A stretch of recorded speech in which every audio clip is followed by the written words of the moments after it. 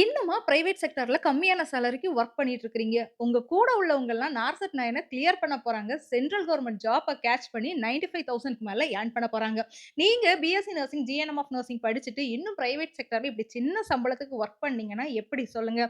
NORCET 9 miss பண்ணிட்டீங்களா? கவலையே வேண்டாம். அடுத்து நமக்கு நார்செட் 10 இருக்குது.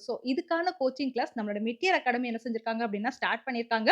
செப்டம்பர் 30ஆம் தேதியோட அவங்களோட அட்மிஷன் வந்து கம்ப்ளீட் ஆகுது. ஆன்லைன், ஆஃப்லைன் கோர்சஸ் 2மே என்ன செய்றாங்க அப்டின்னா ரன் பண்றாங்க.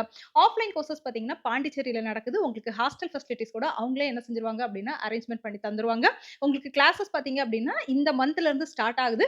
அட்மிஷனோட குளோசிங் டேட் செப்டம்பர் 30ஆம் தேதி மறந்துறாதீங்க. அதுக்கு முன்னாடி என்ன செஞ்சுருங்க அப்டின்னா, அட்மிஷன் போட்டுருங்க. ஃப்ரீ டெமோ கிளாஸ் கூட 23ஆம் தேதி, 24ஆம் தேதி கண்டக்ட் பண்றாங்க. அத அட்டெண்ட் பண்ணி பார்த்துட்டு கூட நீங்க என்ன செஞ்சுக்கலாம் அப்டின்னா, டெசிஷன் மேக் பண்ணிக்கலாம். மை டியர் நர்சஸ் இன்னும் பிரைவேட்ல இருந்து கம்மியான சேலரிக்கு ஹெவியான டியூட்டி ஹவர்ஸ்க்கு கஷ்டப்படாதீங்க. சென்ட்ரல் கவர்ன்மென்ட் ஆப்பர்ச்சுனிட்டீஸ் எக்கச்சக்கமா இருக்குது. அதுக்கெல்லாம் அப்ளை பண்ணீங்க, படிங்க, பாஸ் ஆவுங்க, கை நிறைய சம்பாதிங்க, நல்ல வேலைக்கு போங்க. Thank you.